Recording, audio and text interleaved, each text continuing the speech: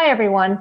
Welcome to the Retail Reset, a curated virtual forum for retail executives. Our goal with Retail Reset is to provide tailored and tactical conversations and content to help you map your road to recovery and beyond.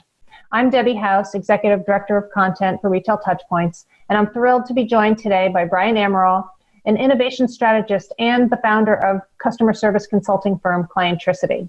We're going to be talking about how retailers are currently reacting to the coronavirus crisis and tips for rethinking their current and long-term strategies. Thanks for joining us today, Bryan. Oh, it's a pleasure, Debbie. It's great to be here with you. Yeah, nice to be able to, interact somehow, right? These days. We're not standing on a show floor like we normally do when we talk. Right. So no, this is best we can do. But yeah, no, it's great to be here, and certainly things are changing. But Yep. So well, fill us in first. Just on a high level, how are you personally doing, and how's your business holding up during this crisis? Yeah, obviously it's a big impact to some of the bigger projects we were doing with retailers. Some of the things that we were working on have gotten, there's a lack of clarity in a lot of things. But we've also been hearing an awful lot from people that are looking at ways to take some of the core principles around one-to-one customer engagement. How do they really create relationships? How do they really create customer advocacy? The stuff that we were working with them on in stores, how do we now do that more virtually? Or how do we, apply that with some e-commerce principles and things like that? So we believe that long-term we're going to be fine. I think right now everybody's dealing with the immediate wave of problems, which is how do I, it's a tourniquet, right? How do I stop the bleeding and what's happening in my business? And then how do I step back and figure out positioning of where we're going to go forward? Because their stores are closed, and e-commerce is kind of its own channel in many respects with a lot of these retailers. So they're not getting proactive. But as we start to look at moving forward, I think we're going to see, we're going to be extraordinarily busy, but it's been a big change to everybody. And personally, yeah, I'm holding up. I don't think I've had it, but the slightest little cough and we all freak out. I'm just outside New York, so yep. We've seen it in some density, but doing fine. Yeah, good. Glad to hear it. All right, so talk to us about your high-level overview of what you believe this crisis means for retail businesses and what they should be thinking about and considering as they're trying to regroup for recovery. Oh, sure. Well, first of all, this is, an unprecedented challenge for retailers, right? They were not built to deal with stuff like this. They had no idea when they were even thinking in general terms about their businesses. A worst case scenario is about 80 times better than the situation they're in right now. So they never expected this to actually happen. And unfortunately, there are a fair number, even coming into this, and if I've been kind of following, I guess I would say, the economic health of our industry, wondering, who the survivors are going to be, who can leverage kind of that next generation of engagement and things like that in order to drive top line revenue and get themselves through the problems. And what I've really seen now is that any of those retailers that were debt laden, a lot of the private equity backed companies were already in trouble. If you follow Credit Monitor, you can kind of see some of that stuff. A lot of them had some stale stories, right? They had product that really wasn't matching up with demand. They had, maybe too many stores. And so, and then of course there were those that were laggards in this whole omnichannel transformation. So they don't even really have that e-commerce story, which is really, we're going to talk more about that, I hope, but where it's all going to sort of be moving towards in kind of a slightly different way, I think, but we're going to see a lot more of those sorts of things. So the real question for most of these retailers right now is, well, how long can I hold my breath? What can I cut? And how long do I hold my breath? And, probably many of you have seen the article that just came out in the New York Times about the death of the department store. And of course, it's been writings in all the trade publications as well. But I think what we're seeing is that lots of these retailers they weren't going to get through 8 weeks of this. There was a story done or an article done by McKinsey, and they were saying that when they were looking at Europe, Canada, and the United States, and looking at specialty and fashion apparel, and particularly luxury, this was a big part of that. They were saying that if this lasted 2 months, and this was written at the kind of the very beginning of the crisis, if it lasted 2 months, 80% of them would be in financial distress. And a lot of them, that means insolvency. So I think we're going to be looking at, the situation where a lot of retailers that had challenges with liquidity, that problem is just going to be worse. And there have been a lot of reports that those that are in the workout side, I think some people at Stiefel and some of the other firms that kind of deal with the wind downs of businesses, they're saying that, they're getting dozens of calls from, large, significant retailers. So I think everybody's kind of looking at this and saying, okay, how do I get out of the trouble that I'm in right now? I have too many stores. I've got too much debt. I've got inventory that I'm sitting on right now that I absolutely cannot move all of right now.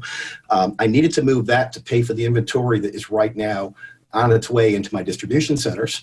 And it was interesting. I heard from somebody that FedEx has got a problem where they're actually stacking up containers that they're unable to deliver because retailers aren't accepting inventory. Right. So they're canceling orders, so there's all of this stuff that they're trying to do. And so this impact is 85% of their business in general for most retailers. But we can look at some of them, they're saying they're doing 30% online and some are doing 8% online. But if you kind of go across the board, let's say 85% of their business is dependent on the store. That 85% is gone. And so even if they see a little bit of growth in that part of the business, it's not enough to really kind of make up for the big problem. So, they have to figure out how to pull out cash.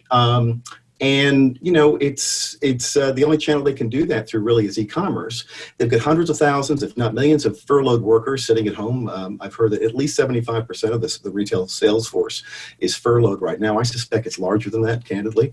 Most businesses have furloughed their workers. Some are trying to keep them on and to do some tactical sorts of moves, but in general, so they're in some deep trouble, and then they're trying to figure out, well, how quickly do we come out of this, right? So what does that look like? So strategically, what do I do today? Okay, there are some very basic sorts of things like liquidating inventory and, negotiating with my vendors and negotiating my leases and trying to, get some remediation there and furloughing the workers and, taking pay cuts with your executives and discounting inventory to try to move people to the e-commerce site.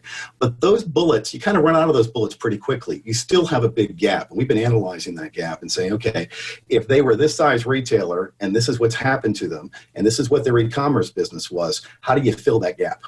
And we have some ideas around that I'll be sharing, but I think that in general, that's kind of the situation there. So, it's, it looks like they're going to have to improve operational efficiency when they open their stores. They're going to have to cut back in some dramatic ways. There's a lot of things that are going to have to happen. But right now, they're looking at down the barrel of this, and they're going, okay, what do I do? And the first wave is that they're pulling back. The second wave, and what I think we're going to start seeing very quickly here, particularly is certain states are going to start opening. And, people want to get back to work. I mean, this isn't going to last forever in this particular form. I think the next generation is going to be different. But as people move forward, they have to have a strategy and they have to have a plan and they have to recognize that things are going to be fundamentally different than what they were before for the foreseeable future. And so that's really kind of the way that I see the world right now. It's not pretty, but it's not hopeless either for many of them. But for a lot of retailers, we're going to see a huge number of bankruptcies. And hopefully they'll use them constructively and they'll consolidate and they'll come back out of this stronger than they were before. And it's ugly, when that stuff has to be, to see creditors, taking the punch on that. But I don't think we're going to be able to see, we're not going to stop it. It's what's happening right now. Yeah. So basically at the beginning, right now, and I think you've talked about this before, they're focused on cost side mitigation strategies, right? Because Absolutely. It's just that knee-jerk reaction and, they don't know what else to do at the moment. Plus they can't really predict what the future is going to be in 2 weeks, never mind 2 years. Right. So, how do they think about, do what they're doing right now, right? The cost side mitigation, but also be simultaneously planning for business recovery and future success when it's such a big question mark. Yeah, it is. So let's assume that, the cost mitigation is that they get to that point and they've got things kind of as stable as that can be. Then they have to take a look at a platform that they're going to start from. That's their platform, and they're going to move forward from there. So how do they start to think about that? And that part of that platform they're going to have to do now. right? But even before things open up, they have to start figuring out ways to do some interesting things right now. I think it's important, for some retailers, and I've had a couple of conversations, they tend to think that, well, the only thing that people are buying right now, or, certainly a week ago, this was the conversation, the only thing that people are really buying right now is either very deeply discounted stuff, or they're buying those items that they must buy, food and basic medicine and things of that nature. But I think that we have to realize that first of all, there are still a lot of consumers that are getting paid. There are still a lot of people in other industries. There are still a lot of people that have means, and that they really don't buy out of need, but they buy out of want. It makes them feel better. So I think it's really important to understand that particularly in the fashion industries, and maybe we can go into beauty, healthcare, and jewelry, and some other categories, and kind of group them, even home furnishings, and group it that way. But the purchasing of those items is entertainment. It's fun. It makes them feel good, and honestly, it makes people feel hopeful. And hopeful that tomorrow is going to be a better day. If I buy this today, I'm going to get to wear that in this situation in the future. So I think that it's important for retailers to start thinking about that. And what's interesting, it's retailers have to start thinking now in terms of not selling as much as creating community and creating an opportunity for people to experience jointly who they are, what they are, kind of the DNA of their brand and their brand values in some interesting ways. So a lot of communication, I think, is very, very important. I really do believe that retail has always been about kind of a sense of community, then curated products, and then the commerce side of that. And no matter what platform, whether it was open markets or e-commerce today, it's really kind of the same thing. So I think that it's really important that we realize there's this whole emotional connection that people have with products and with the people that are inside of these stores. Mm-hmm. And we're seeing that in smaller businesses right now, I think, more than people, expected, truthfully, where people are patronizing their local stores online and things like that in order to try to keep those folks alive. But it's we make emotional decisions about what we buy, and then we rationalize it, right? That's kind of the way it's always been. And so the point of contact in that culture really are the salespeople, are those skilled people that care. And if we can continue to communicate and get our people to communicate with our customers in ways that really show that we're trying to solve their problems. We understand where they are, that we want to be part of this future brighter day. And we're here today. And if you're ready to buy something, that's great. And if you aren't ready to buy something, here's something cool that you should read. Here's something that you should understand. Here's something that I can share with you that may add value to your life and into the problems that you have today. So I think it's really important that they think about that. So, if you think about that 85%, most of that was being sold certainly in the fashion industry through the salespeople. They're the ones that have the relationships, right? So I think that, if we start to think about, and I'll go back to kind of my clienteling background for all of these years, if we think about what outreach from the store has been traditionally, we've actually done studies and seen that between 16 and 26% of retailers, of customers will actually convert on a personalized message from a sales associate they have a deep relationship with.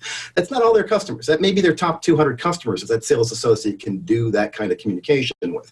But we're seeing huge conversions on that. And in general, sales associate outreach is a much higher, 3 to 5 times kind of conversion. So we're starting to think, we were looking at this whole problem. We said, okay, what is it that retailers really need to be thinking about right now? How do they create that advocacy? And then how do we translate that advocacy into building the revenue that comes between what we lost from stores and what we need to increase from the department store space, from the e-commerce space.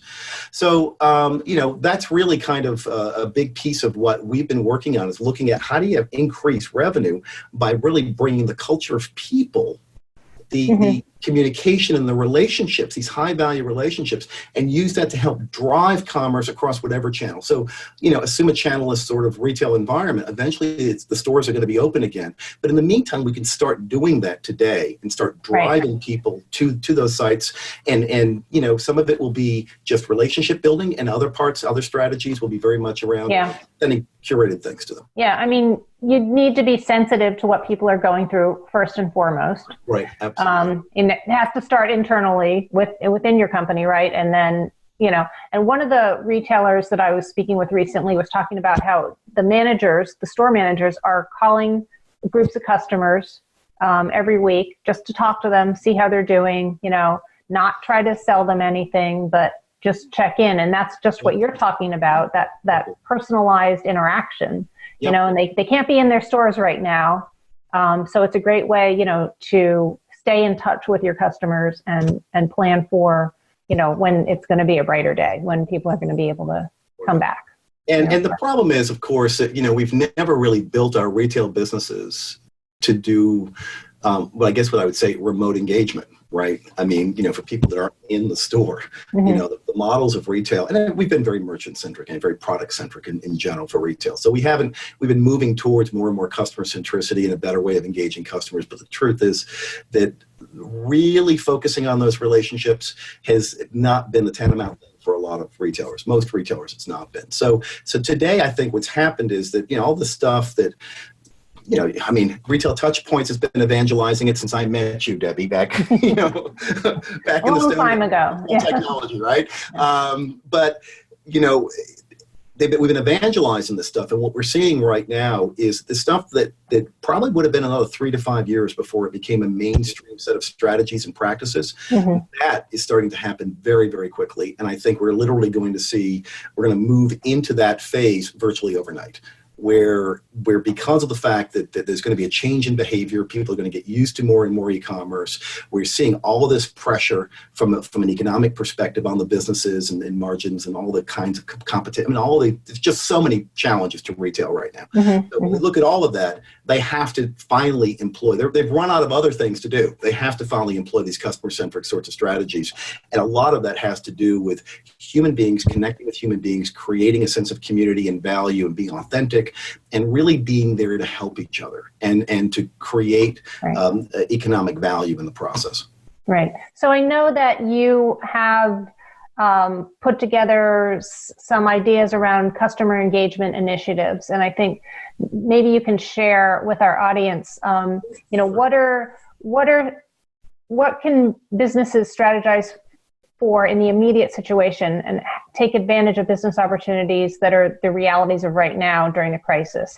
What should they be doing? I think that the first thing is, and it's more along the lines of some very traditional clienteling targeted outreach sorts of things, but we're doing it now from the furloughed associates that are at the store. So I think that, everybody's like, well, those people are furloughed. I can't turn them back on right now, particularly because we have we're looking at whether or not this is the right time for us to reorganize, right? So there's a lot of challenges there, but I think that there may be ways and I've started sharing this, for them to start to look at those furloughed people as independent contractors that can kind of sell, on the hours that they want to sell and do outreach on the hours and commission them in some way. So it's around really that they need to engage. And I think in general, it's, top 200, it might be 150, it might be top 300 customers, but the people they have relationships with. So you're not talking about having a sales associate working the entire list of customers that ever worked in the store, but doing various sorts of personalized communication. And that can be email and chat and texts and even creating videos or doing online FaceTimes and FaceTime appointments and all the rest of that. But we really believe that it's about that there's an opportunity to start building looks, maybe clipping things from their websites, putting those together into combinations, saying, hey, I know you may not even be interested in buying stuff right now, but I've been putting together kind of my little Pinterest board of ideas for you. And here are a few things that when the world does turn back on, I'd love to show these things to you. So, kind of creating that kind of communication there and across the various sorts of channels. Do that. I think that creating online events is going to be something that's very important, and inviting customers. So you're using that communication to say, hey, we're doing this online event. We're doing a virtual trunk show, which is another idea that I'll be sharing. But, we'd like to bring you into that. But that communication is such an important part of that. There may be specialized content, or maybe we're going to do, what the Italian brands call the pre-bay offers, right? Those private offers that only go to the very best customers. And we're going to use that to say, we're not putting this product we wouldn't put on our website for sale in this way, but here's something special that I thought you might be interested in, and it's what a great time to buy it because look, I'm practically giving it away.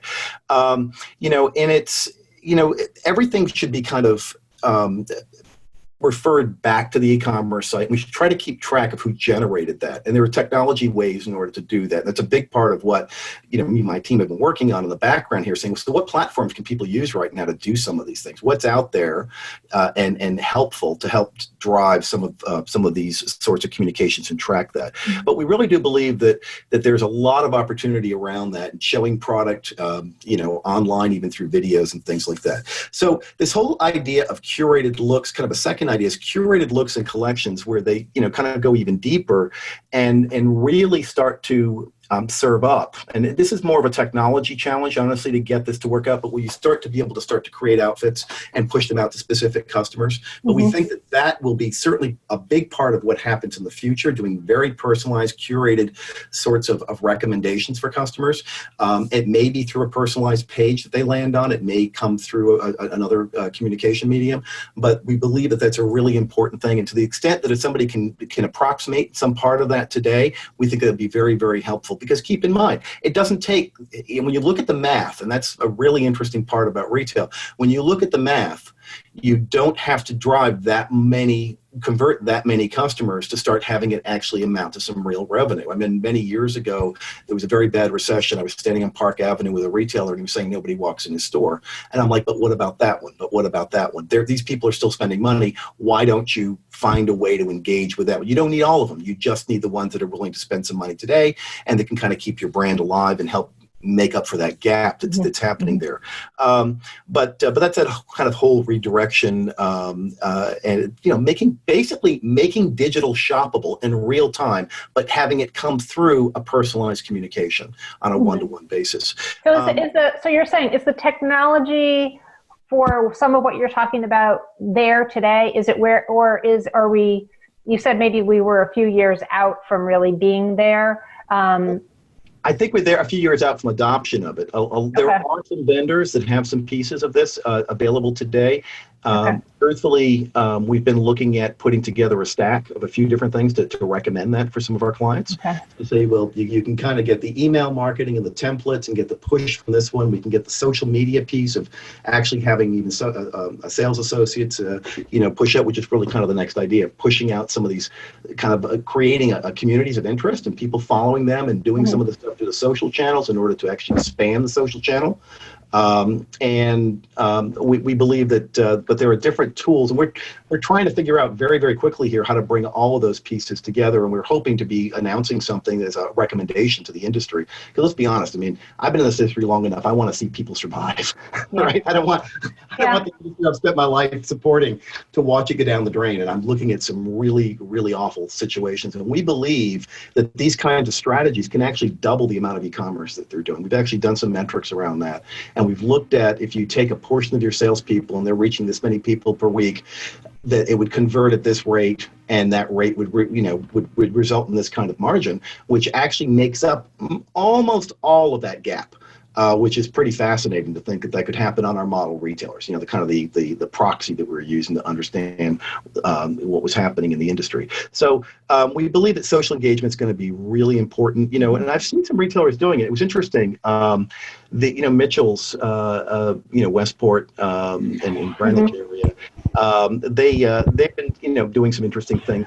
They're a small business. They've been doing some things to push out to their customers where they're actually like sharing contents of Manolo Blahnik shoes and the drawings of the shoes, kind of their older style, the things that they did back, the heritage products, and kind of sharing the history of that for their customers. So we think it's a lot of ways that you can engage people.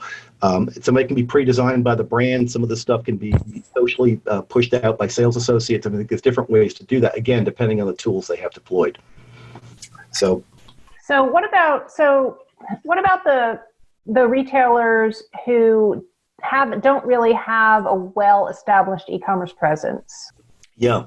Well, I mean, the best thing that they can be doing right now is deploying probably a very simple chat platform with their customers to start communicating news at the very least, right? So we at least have an email address or a telephone number to start pushing some things out, and to let them know that, we're thinking of you. We're looking forward to being part of your future when all of this starts to become the new normal. And they start to open a dialogue. By the way, if there's anything in particular that I could, be of help to you with, and by the way, here's a link to, and here's some of this, and whatever that content, so they can still push some things out and keep that conversation going. But it's very difficult, truthfully, if you don't have an e-commerce platform right now. When we kind of look at what we're expecting to see in terms of behavior for the future, it's going to be very, very difficult to kind of make it work in stores, at least over the next, until we have a way that people can truly feel safe in the in-store environment, and a lot of people aren't going to, we can't expect to see anything like the kind of traffic we had before. So I think that it's, people are going to have to figure out how to virtualize their businesses to an online experience if they're not doing it right now. It's interesting that there are a lot of smaller retailers that didn't have an e-commerce platform. And I was speaking with one of our client vendors, and they were saying that, their business has been exploding. They have kind of I guess you would say a portal that allows retailers to put product up to be able to sell, and it's a kind of a branded portal per brand. And they've been able to get some of the smaller retailers, to start driving through e-commerce. They'd always said, I don't need it, right? They were small. They didn't want the trouble of it.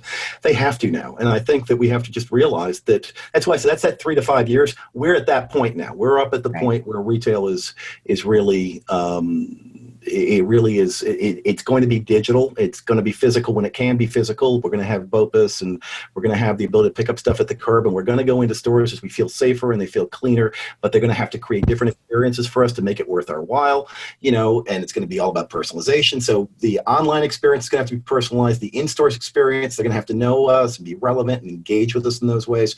So that's really, kind of where it's going. If I was sitting there right now and didn't have time to stand up an e-commerce site, the other thing I'd be working on is how do I elevate the game with my associates? How do I train people? How do I get people ready that when these stores open up, we are just, the place you want to be. We own the category. We're the brand that is the destination of choice for what it is that you want to buy.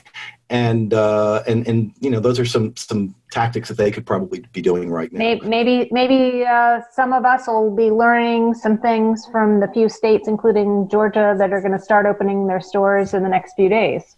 Okay, if there's any consolation, I moved from Georgia, so I've been talking to a lot of my Georgia friends and down there, and the vast majority of them are going to stay the heck away from retail for a while. So I know that the news is showing certain guys that are out there doing things, and I know that in the farther counties, I'm sure that we're going to see things return quite a bit to normal. But if you look at the metropolitan area, let's say a 15-mile radius of downtown Atlanta or around Savannah, I think that you're going to see that people are going to hold back for quite a period of time here and wait and see what the numbers look like, because a lot of people are really concerned about not a lot of people are agreeing with the decisions that are being made about Georgia being open. Let's put it right. Yeah. So we'll see. I'm not going to get political here, but it's you wouldn't see me leaving my house if I was engaging. All right. Well, so just to wrap up, is there anything else that specifically you think that retailers and brands need to be thinking about when at the next phase, right?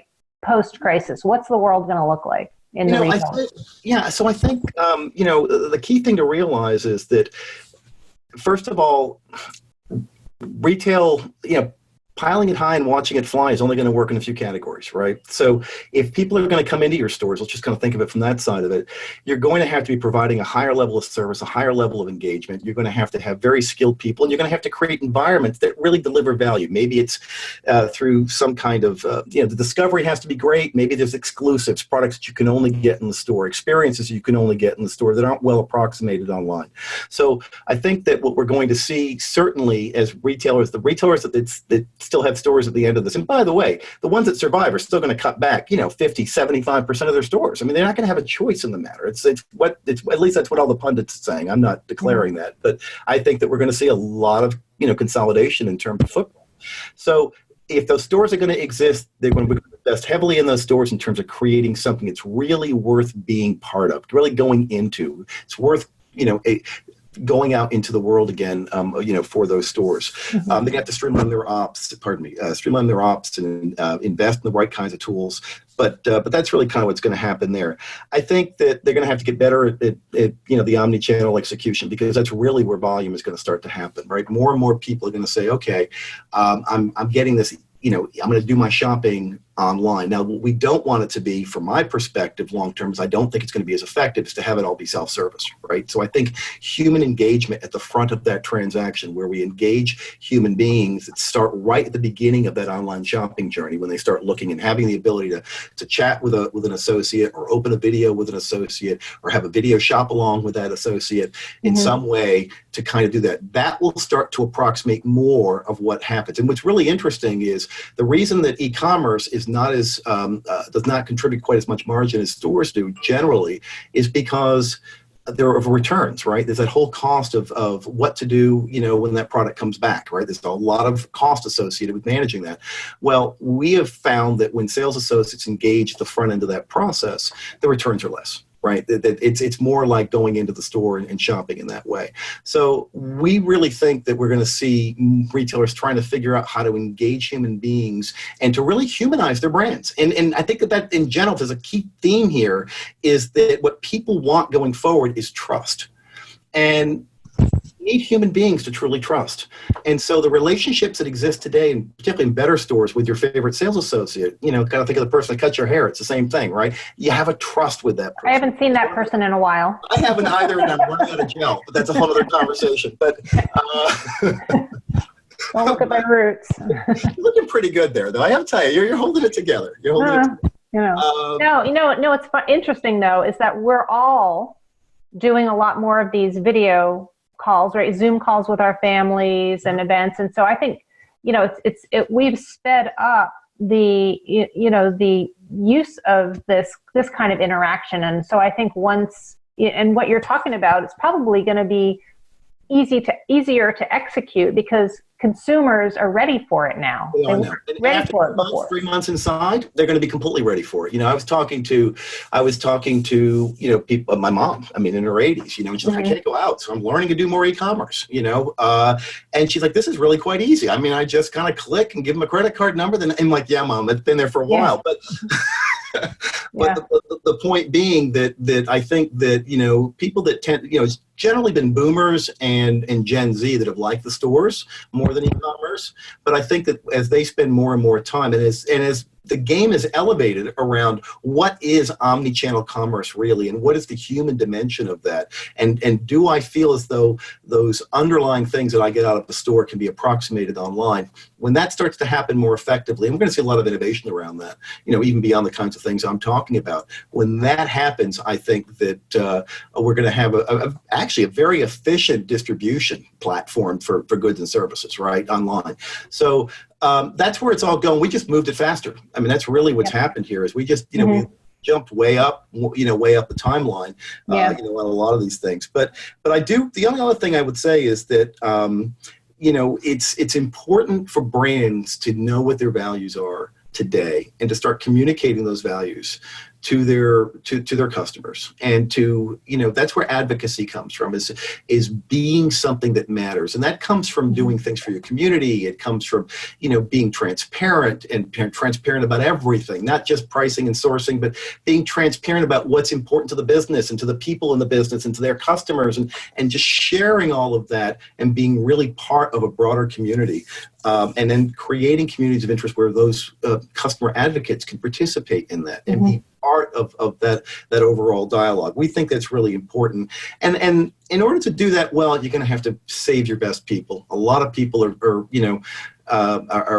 furloughed right now. They're going to find some way to make a living. You're going to lose some good people. You'll lose them to the competition. There's all kinds of things that are going to happen here. If you've got good people, treat those people well today. Find a way to help them get through this. Your values, have to be not just to your customers, but also through all your people, and what you can do to keep those people on, and then train them and skill them and show them a path. And that's another thing I'd love. You can get me on my soapbox for this, but I would love to see retail selling as a real career path for people, as opposed to the way that it's treated, often enough today when we became more merchants and sellers. And so, to really start to show a way that the great, that we can develop great people inside of retail to really give customers what it is that they want. And I'm hoping that's what the future looks like. Terrific. All right. I think that's a good place for us to stop for now. I know we could go on because, we don't know what's going to happen. I really appreciate you taking the time to talk with us today. And I want to thank our audience as well. And I just wish everybody the best and to stay safe and healthy. Take care. It's a pleasure, Debbie.